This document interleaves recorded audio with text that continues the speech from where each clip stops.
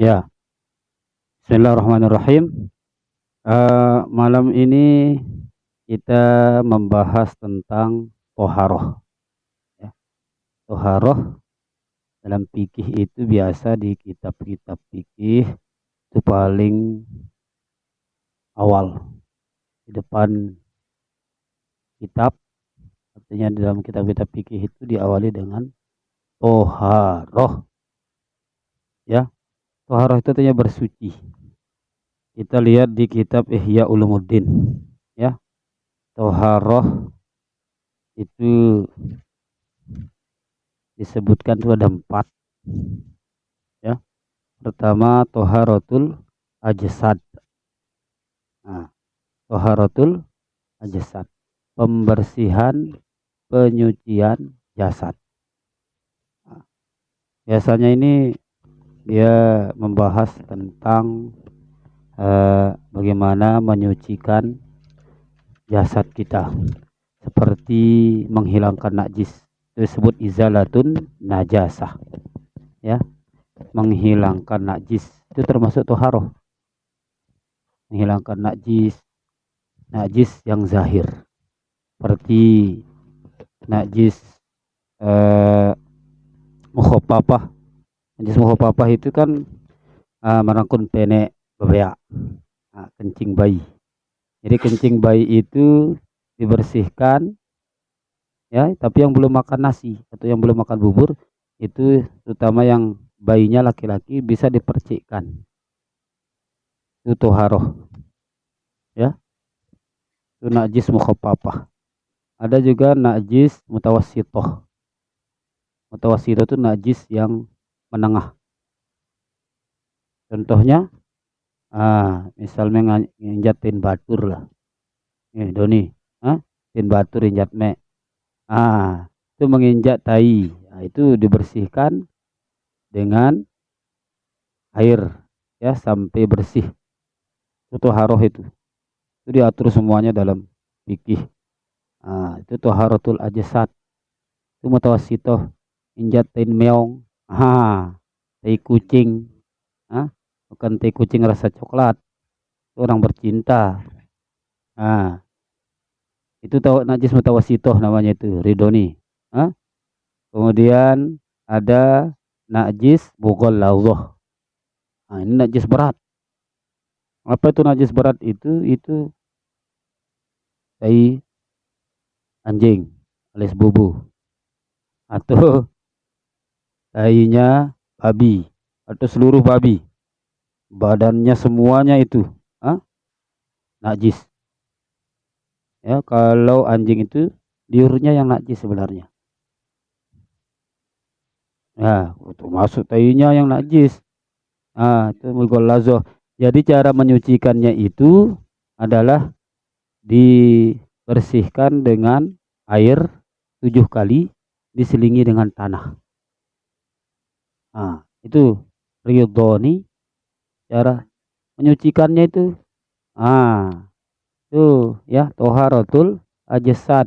Jadi Allah SWT berfirman, innallaha yuhibbut tawabin wa yuhibbul mutatahhirin. Sungguhnya Allah itu mencintai orang-orang yang bertaubat. Itu Allah sangat suka kepada orang-orang yang bertaubat. Tawabin itu dari kata tawab, banyak bertaubat, terus bertaubat terus. Istighfar terus, beristighfar, bertaubat terus, tidak putus taubatnya. Ya, karena kita ini manusia, tempat salah, tempat khilaf. Al-insan mahallul khata' wan nisyan. Jadi orang-orang yang banyak bertaubat itu disukai oleh Allah. Bukan taubat sekali, lagi besok, taubat lagi, besok lagi, kumat. Tobat, kumat, tobat, kumat. Itu namanya tobat sambal. Jika makan sambal pedasnya luar biasa, lagi orang rumbu ini kan pakai air pindang.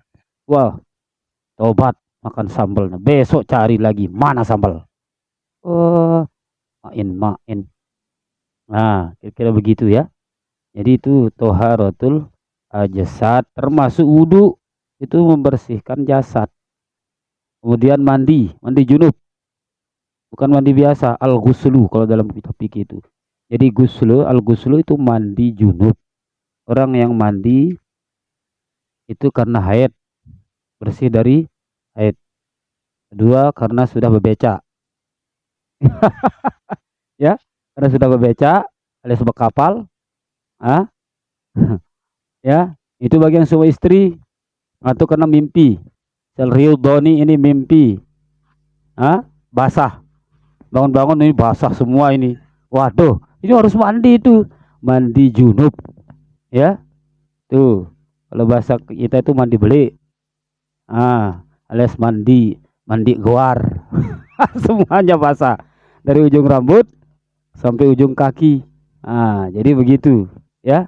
Itu diantaranya toharotul ajsad, membersihkan jasad. Nah, ketika tidak ada air, bolehkah kita tayamum? Nah, jadi di situ ada tayamum, ya. Tayamum itu ketika kita tidak menemukan air atau dalam keadaan sakit. Sakit yang menyebabkan tidak boleh menyentuh air, maka boleh bertayamum. Ada seorang sahabat, ya, yang datang kepada Rasul. Jadi dia itu junub. Udah tidak menemukan air. Terus apa yang dilakukan sahabat ini? Gulung galang. Dia gulung galang di kerpuk. Di tanah itu dia guling-guling. Ya. Nah, jadi tersenyumlah Rasulullah. Jadi walaupun kamu dalam keadaan junub, tetap tayamum itu seperti biasa. Mengusap muka, mengusap tangan. Cuma 4 rukunnya. Pertama niat tayamum, pengganti wudhu atau pengganti mandi, al-ghuslu, ya. Baru kedua, mengusap wajah atau muka. Bukan mencuci, karena ini sekedar diusap pakai debu itu. Kemudian ketiga, mengusap tangan sampai siku. Yang keempat, tertib, selesai. Ya, rukunnya kalau tayamum. Nah, ini namanya toharotul ajsad. Ini harus kita tahu ilmunya, ya. Nah, kadang kita nanti sakit. Kamu mau wudhu, terus mau wudhu, ya itu menjawab kamu misal malaria. Nah, berani nyentuh air. Nah, maka ada namanya tayamum. Itu rukhsah bagi orang yang sakit atau orang sudah sana kemari cari air tidak menemukan air, baru boleh dia bertayamum. Nah, yang kedua dalam kitab Ihya Ulumuddin itu ada namanya toharatul qulub, membersihkan hati. Itu ya, toharatul qulub, membersihkan hati. Toharatul qalbi, ya, penyucian hati. Ini likulli syai'in soqalatun wa soqalatul qalbi zikrullah. Jadi segala sesuatu itu ada penyucinya, ada pembersihnya. Pakaian kamu kalau kotor, ini kamu pakai 3 hari. 2 hari aja dipakai, kalau putih itu kan sudah the kill of the kuman. Ya, bedaki. The kill of the kuman. Ya, itu bahasa itu no, the kill of the kuman. Jadi perlu dicuci. Apa alat mencuci? Ya cari rinso, cari daya, cari selatan lagi, cari, ya, pokoknya itu alat untuk mencuci.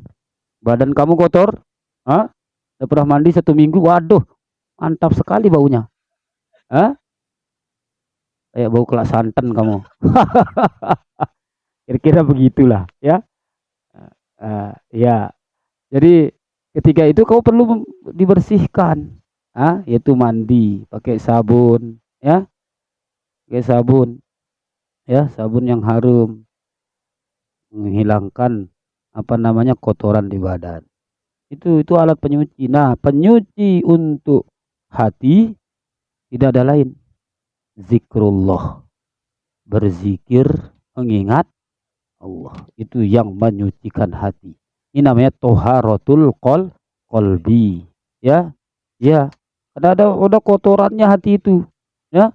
Hati itu banyak kotoran. Pertama, kalau dia riya dalam ibadah, sholat kamu tapi riya, berarti kotor, ya.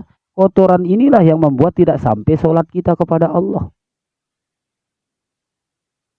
Atau kamu sedekah tapi sombong, memamer, riak dan sombong kamu. Oh, saya yang paling kaya di sini. Sehingga saya yang dapat bersedekah sampai 5 juta, sampai 10 juta. Sedekah pembangunan masjid, pembangunan menara. Wah, mantap. Nah, itu penyakit hati. Ya, lagi itu kesombongan. Itu penyakit iblis itu. Ya, iblis itu keluar dari surga karena apa? Kesombongannya. Hah? Ana khairum minhu. Itu ada kata-kata dalam hati kita, saya lebih baik daripada dia. Ini kata iblis itu ketika dia diperintahkan oleh Allah untuk bersujud, dia mengatakan saya lebih baik daripada Adam. Saya diciptakan dari api, dia diciptakan dari tanah. I am the best. Saya lebih bagus. Ya, saya lebih baik. Nah, kata ini sudah menjadi penyakit. Itu menyebabkan kamu tidak diterima di dalam surganya Allah. Hati-hati. Kamu kira gampang masuk surga. Hati kau masih penuh dengan penyakit. Hati kau masih dan kotoran. Betul, jasad kita sudah bersih. Uduk kita bagus. Tayamum kita bagus. Mandi kita. Tapi ini hati masih kotor. Ya, ada penyakitnya. Apalagi dengki, iri hati. Ya, maka itu yang menyebabkan kita tidak sampai kepada Allah. Itu makanya perlu dibersihkan, tuh namanya toharatul qalbi. Jadi segala sesuatu itu mempunyai alat penyuci. Maka alat untuk menyucikan hati adalah zikrullah. Zikir, istighfar, membaca Quran, itu menenangkan hati. Ala bidzikrillah tatma'innul qulub. Itu ya, makin menjadi kamu. Ya, jadi ingat itu firman Allah, ketahuilah bahwa dengan zikrullah, mengingat Allah, maka hati ini menjadi tenang. Artinya tenangnya hati itu bersih dari penyakit. Penyakit batin. Ini namanya toharatul batin. Pembersihan batin, penyucian jiwa, penyucian hati. Ya, begitu. Nah, itu yang kedua itu ya, toharatul qalbi. Jadi ada penyakit-penyakit atau kotorannya hati kita itu perlu dibersihkan. Jangan kamu kira nggak dibersihkan juga hati. Hati itu kenapa? Dilihat oleh Allah. Innallaha la yanzuru ila ajsamikum wala ila suwarikum, walaki yanzuru ila qulubikum wa a'malikum. Itu hadis Rasul. Hadis sahih. Sungguhnya Allah tidak melihat kepada jasad-jasad. Ini ganteng, ini Redoni, ini Mas Sukri, ya Mas Anggi, luar biasa, ya. Tapi ini tidak dilihat. Ini putih, ini coklat, ini hitam misalnya, ya. Itu tidak dilihat. Wala ila suwarikum, begitu juga bentuk kalian. Oh, ini ganteng, ini Mas Ridoni. Itu tidak dilihat oleh Allah. Yang dilihat itu apa? Qulubikum, hati kalian. Wa a'malikum, dan perbuatan kalian. Itu yang dilihat oleh Allah, hati kita. Karena pandangan Allah itu kepada hati.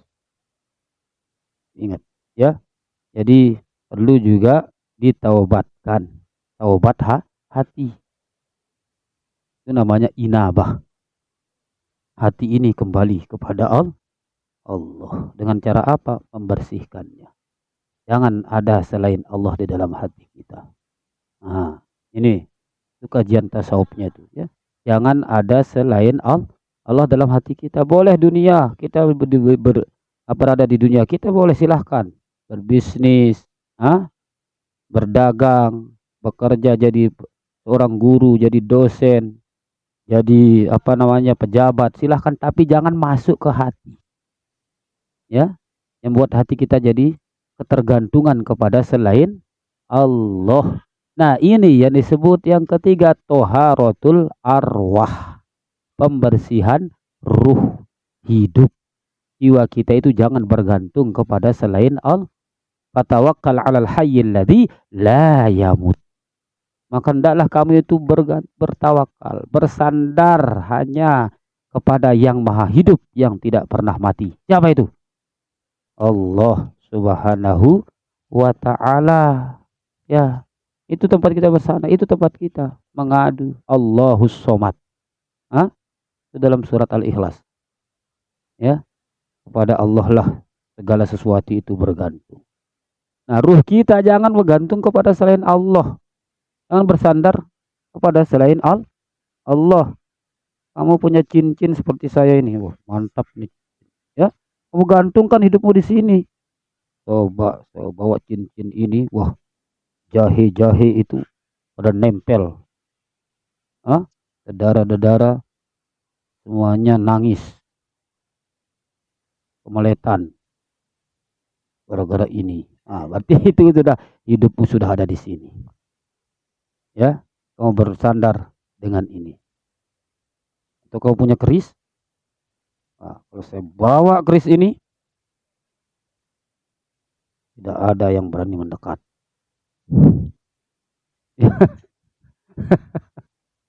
Jadi kamu gantungkan, sudah kamu letakkan hidup kamu di sana. Jiwa ruhmu sudah di sana. Ketika mati sulit kamu akan mati nanti. Kenapa? Karena nanti malaikat Israel itu mencarinya di sana. Karena hidupmu masih ada di sana. Itu makanya ya. Tapi kalau kita sudah bersandar kepada Allah Subhanahu wa taala, insya Allah kita ringan, ya. Semuanya kita pasrahkan kepada Allah Subhanahu wa taala. Baru hidup ini menjadi nikmat, hidup ini menjadi berkah, hidup ini menjadi rahmah. Ya. Kalau kita sudah betul-betul berkeyakinan kepada Allah Subhanahu wa ta'ala. Qul huwallahu ahad, Allahus somad, lam yalid wa lam yulad wa lam yakul lahu kufuwan ahad. Jadi begitu, ya. Itu yang ketiga itu, ya. Jangan lupa bersihkan ruh. Makanya besok ini akan datang bulan suci Ramadan. Di sana sebenarnya tathhirul arwah, pembersihan ruh, pembersihan jiwa. Makanya kita berpuasa, ya. Itu makanan jiwa, itu puasa itu. Supaya apa? Jiwa kita ini lembut, lunak, tidak keras. Jiwa kita ini cepat bisa menghadap kepada Allah. Itu cepat sampai, ya. Bukan kenyampe, tapi sampai pada Allah Subhanahu wa ta'ala. Nah, baru yang keempat, toharoh yang keempat adalah toharatul asrar, pembersihan sir, rahasia yang ada di dalam diri kita. Itu harus juga dibersihkan, ya. Karena tanpa itu dibersihkan, maka yang lain itu jadi sia-sia. Itu utamanya dulu tahapannya. Jadi bersihkan dulu jasad kita, baru bersihkan hati, ya. Jadi jangan lupa itu pembersihan hati dan pembersihan jiwa, pembersihan ruh kita, terutama di bulan ini. Kalau orang Lombok bilang atau orang Rumbu itu bulan roh. Roh itu artinya arwah. Maknanya apa? Kita banyak mengingat kematian. Ruh itu akan kembali kepada Allah Subhanahu wa ta'ala.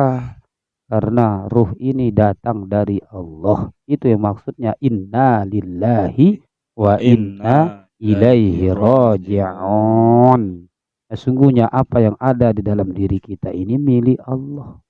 Jasad kita, hati kita, ruh kita itu milik Allah.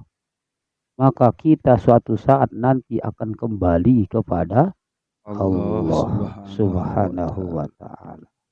Jadi itu, ya. Jadi toharoh itu pembagiannya. Jadi jangan hanya mengenal toharatul ajsad secara fikihnya saja, tetapi kenalilah toharoh itu juga secara tasawufnya. Jadi bersihkan juga jiwa, bersihkan juga hati, sehingga mencapai kepada ikhlas, syukur, sabar, dan ridho dengan ketentuan Allah Subhanahu wa Ta'ala.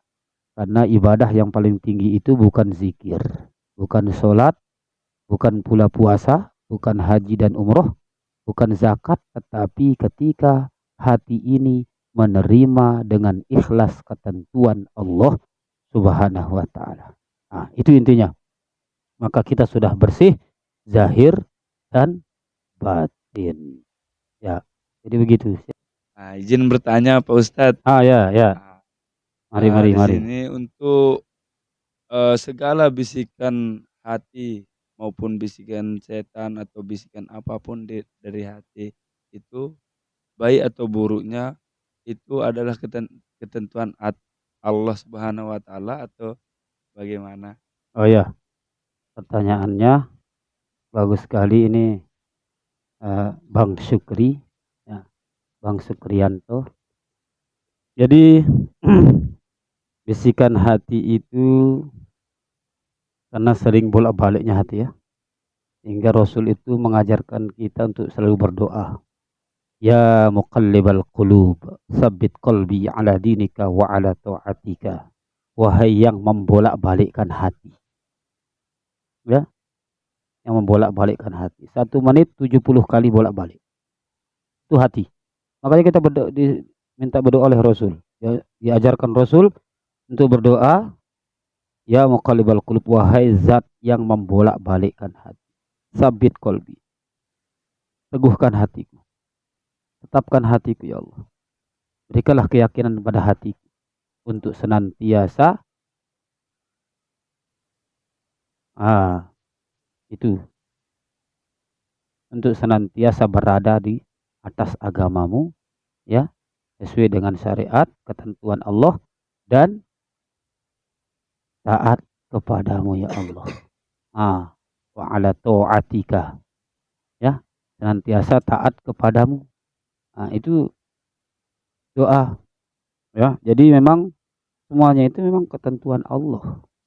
Tetapi kita diberikan oleh Allah tuh batasan-batasan.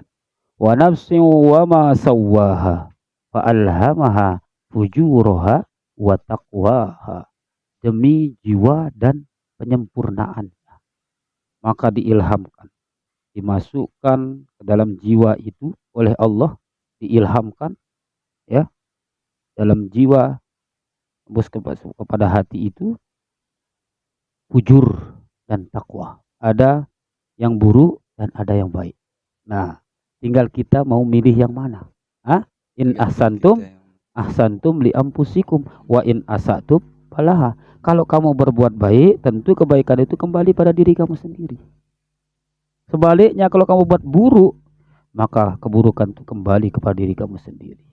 Kamu melakukan narkoba, ya, nyabu-nyabu alias nyimeng, ngisep, Iya. Itu kembali kepada diri kamu sendiri, bukan orang lain yang kamu. Sudah merugikan, sudah menzalimi dirimu sendiri, sudah merusak tubuhmu. Itu, ya, itu keburukan kembali pada diri kita sendiri. Bukan orang lain yang masuk penjara ketika Ridoni ini maling ayam orang. Masa Mas Sukri yang ditangkap sama polisi? Ayo kamu, ke penjara. Gara-gara maling ayam. Ya bukan saya maling ayam. Itu Mas Ridoni yang maling. Enggak, kamu saja saya tangkap. Itu kan salah. Jadi yang pasti ya Mas Ridoni yang dicari. Gara-gara maling ayam orang. Maling tonggas orang. Kan begitu. Ya. Tapi sebaliknya kalau kamu bagus, baik yang kamu lakukan. Ya. Kebaikan itu kembali pada diri kita sendiri. Ya. Jadi ibadah sholat itu bukan untuk Allah. Padahal untuk diri kita sendiri. Sehingga sholat itu menjadi kebutuhan. Seperti kebutuhan jasad ini terhadap makanan. Nasi kah namanya, lauk pauk, buah-buahan, rokok yang kamu rokok, itu kebutuhan jasadmu. Nah begitulah ketika juga sholat, ibadah, puasa, itu akan menjadi kebutuhan rohani. Jadi begitu, jangan jasadmu aja yang gemuk, ruhmu kurus, hatimu sudah korengan, malah bongkang berek, Allahumma shalli wa sallim wa barik alaih. Jadi seperti itu ya. Jadi ketika keburukan itu kita lakukan, maka akan menempel di permukaan hati kita itu satu titik hitam. Idza akhta'al abdu, bila seorang hamba itu melakukan kesalahan, melakukan dosa, nukitat ala qalbihi nuktatun sauda, maka di apa namanya? Diletakkan ya satu titik hitam itu di atas permukaan hati hamba tersebut yang melakukan dosa itu. Nah, jadi terus begitu sampai menumpuk, maka menghitamlah hatinya. Nah, ini yang sulit diberikan nasihat, sulit diberikan peringatan orang-orang yang sudah penuhi hatinya dengan titik hitam itu karena terlalu banyak maksiat. Maka maksiat itulah yang menggelapkan hati. Ya, kebaikan itulah yang menjadikan hati ini bercahaya. Salat, as-salatu nurun, salat itu cahaya, menerangi hati kita. Ya, puasa, baca Quran. Ya, karena Al-Quran itu adalah nur juga, cahaya. Sehingga disebut Al-Quran itu sebagai an-nur. Nama lain dari Al-Quran itu adalah cahaya. Hingga masuklah cahaya Al-Quran ke dalam hati kita. Itulah orang yang mendapat syafaat nanti di hari kiamat. Syafaat Al-Quran. Iqra'ul Quran fa innahu ya'ti yaumal qiyamati syafi'an li ashabi. Bacalah Al-Quran itu, maka sungguhnya dia akan datang nanti pada hari kiamat memberikan syafaat kepada sang pembacanya. Nah, berarti Mas Ridhoni ini rajin baca Quran, ya. Selesai subuh baca Quran, selesai maghrib baca Quran, ya, begitu. Betul. Izin bertanya Ustaz. Nah, yang pertama saya bertanya tentang tahriyatul jasad, cara mensucikan jasad. Nah, di cara mensucikan jasad ini ada 7 kotoran, ada beberapa kotoran yang dapat kotoran yang harus najis. Najis. Yang pertama saya ketahui muhafafah, mutasitoh dan mugolajoh. Nah, saya tanyakan di sini Pak Ustadz, najis mugolajoh. Kenapa di najis mugolajoh ini dijelaskan bahwa babi itu haram, bahkan tidak ada satupun yang bersih, semua tubuhnya itu najis. Apakah ada hadis atau sejarah yang menceritakan tentang najisnya seluruh tubuh babi ini? Yang kedua, tahriyatul qalbi. Yang kita tahu bahwa tahriyatul qalbi ini telah membersihkan hati dan cara berzikir Ustaz. Nah, apakah ada zikir khusus atau amalan yang khusus untuk zikir qalbi ini Ustaz? Ya. Wassalamualaikum Ustaz. Waalaikumsalam. Ya. Bagus pertanyaannya Mas Anggi. Ini Mas Anggi ini dari Pancoran, Desa Rumbu. Ya. Jadi yang pertama tentang babi. Jadi babi itu sudah jelas dalam Al-Qur'an. Ya. Bisa dilihat dalam surat An-Nisa. Jadi hurrimat alaikumul maitata waddama walahmal khinzir. Nah, itu disebut diharamkan bagi kalian itu al-maitah, bangkai. Bangkai apapun itu haram, kecuali bangkai ikan dan belalang. Itu dua itu yang tidak diharamkan. Ya. Jadi bangkai ikan dan belalang. Maka tidak ada ceritanya ikan itu disembelih. Begitu mati langsung bisa digoreng. Kan? Bisa dimasak. Itu kalau ikan. Ya, atau belalang. Ya, saya kan kebiasaan malam-malam selesai orang panen padi alias bagabah itu banyak yang nyulu. Kalau istilah kita di sini nyulu artinya mencari belalang. Itu kan tadi sembelih belalangnya. Langsung masuk botol langsung pulang goreng. Sudah paginya sarapan. Itu ya.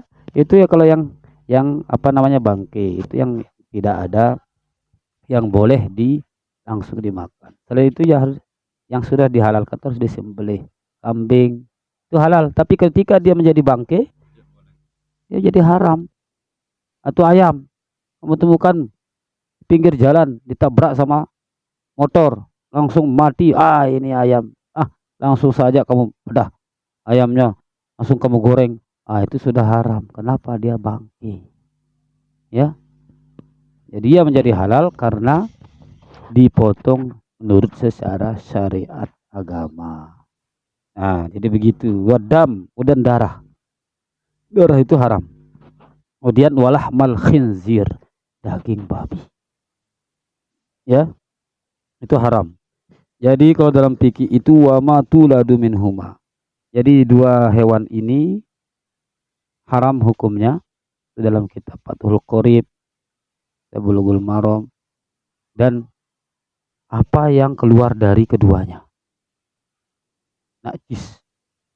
Ya. Ya semuanya, seluruh badannya babi itu najis. Jadi semuanya itu najis. Makanya dia itu najis berat. Kenapa najis berat? Karena dia itu tergolong hewan yang kalau bahasa kita itu ekek. Ah, jorok.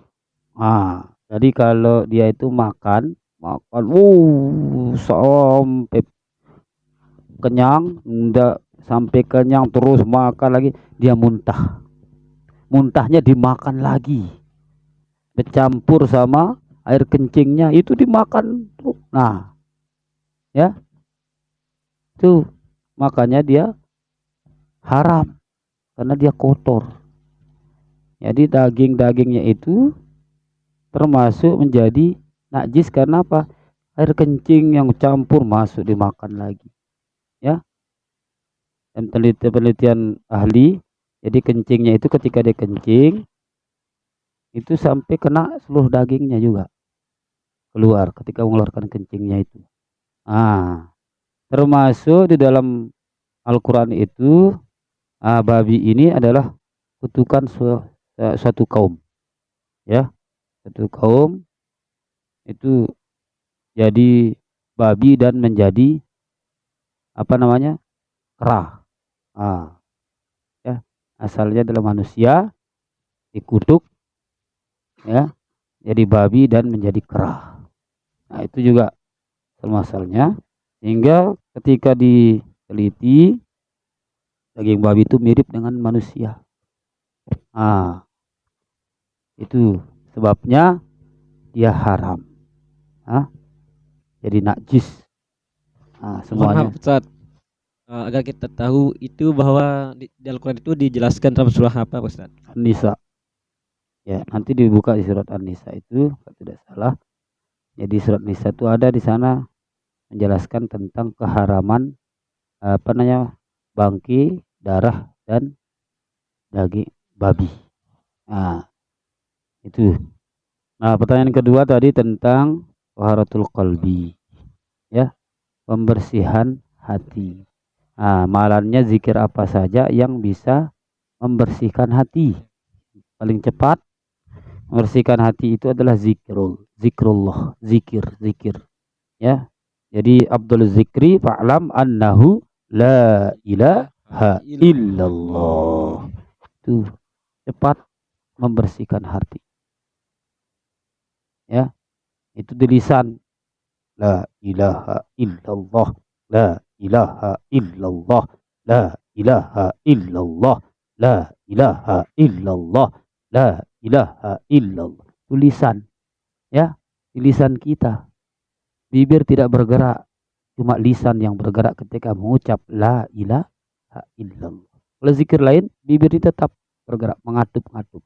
Subhan, Allahu Akbar. Itu bibir tuh mengatup. Tapi kalau zikir la ilaha illallah, itu tidak mengatup bibir. Makanya ketika meninggal dunia itu ditalkinkan. Lakinu mautakum bila ilaha illallah. Talkinkanlah, sampaikanlah kepada orang yang akan meninggal dunia, tuntun dia. Ya. Tuntun dia mengucapkan la ilaha illallah. Nah, kalau hati Apa zikirnya? Allah, Allah, Allah, Allah. Itu ya, karena hati itu lebih cepat, kecepatan cahaya. Kamu duduk di sini, ah, tapi hatimu ke Mekah, langsung sampai tanpa pakai pesawat. Kalau jasad kan perlu pakai cari pesawat, perlu ke bandara dulu, naik pesawat lagi, mungkin transit di Jakarta, baru naik pesawat lagi, baru sampai. Itu pun kalau turun di Jeddah lagi pakai bis, baru sampai ke kota Mekah. Tapi kalau hati, tidak ada yang dapat menghalangi. Kamu duduk di sini, tapi hatimu terbayang-bayang di mall. Ulik maulangan tah. Kira begitu ya. Assalamualaikum warahmatullahi wabarakatuh. Waalaikumsalam warahmatullahi. Saya bertanya, Ustadz, Boleh. bagaimana cara kita mengetahui bahwa hati ini sudah bersih dari kotoran atau najis batin? Mohon dijelaskan, Ustadz. Oh iya. Jadi kita mau tahu apa hati kita ini sudah bersih. Pertama, kalau ingin tahu hati ini sudah bersih ketika sholat. Ya, ketika sholat kita khusyuk, berarti hati itu tandanya sudah bersih dari kotoran. Tapi ketika sholat begitu takbiratul ihram, kita sudah selesai takbir sudah mikirkan jahe, ya, mikirkan jamur, janda-janda di bawah umur, atau mikirkan dunia, atau mikirkan utang, dikejar-kejar. Ini tandanya hati kita belum begitu bersih. Jadi itu pertama cara kita mengetahui hati ini sudah dikatakan bersih dari najis. Ya, yang kedua, ketika kita dizolimi oleh orang lain. Ketika kita dizalimi oleh orang lain, bisakah kita hati ini menerima? Di sana kita tahu bersih dan tidaknya hati ini. Nah, ketika kita dizalimi, misalnya, ya, diumpat, sumpah serapah, kalau bahasa rumuhnya sumpah sena, dihina, ya, dicaci, dimaki, tapi kamu menerima dengan lapang dada, kamu memaafkannya, maka itu orang yang bersih hatinya. Bagaimana Rasulullah SAW, beliau dilemparkan dengan batu, ya, ketika akan berdakwah ke Taif. Rasul dihadang oleh pemuda-pemuda Taif, dan dilempar. Rasul itu berdarah-darah beliau, ya, sehingga malaikat itu menawarkan, ya Rasulullah, mintalah kepada Allah, berdoalah, maka gunung ini akan kuangkat, akan kutimpakan kepada mereka. Apa jawaban Rasul? Karena bersihnya hati Rasulullah, ya, bersihnya hati Rasulullah SAW, beliau menjawab tidak, ya, bahkan beliau berdoa, Allahumma hdi qaumi fa innahum la ya'lamun. Ya Allah, berikanlah petunjuk, berikanlah hidayah kepada kaumku ini, sesungguhnya mereka tidak mengerti, mereka belum memahami. Itu salah satu tanda sebagaimana hatinya Rasulullah Shallallahu Alaihi Wasallam. Beliau itu dilempar dengan batu, berdarah kaki beliau itu, ya. Atau ketika Rasul berangkat ke masjid, ada seorang wanita Yahudi yang terus meludah beliau. Begitu berangkat ke masjid, Rasul karena alhamdulillah, bukan marah Rasulullah, tapi beliau tetap berangkat ke masjid. Besoknya lagi begitu, tapi Rasul dengan senyum kepada wanita tua itu. Sampai 3 kali beliau itu terus tiap hari itu diludahi Rasulullah SAW yang berangkat ke masjid. Nah, hari keempat kelima tidak ada wanita itu yang meludahi.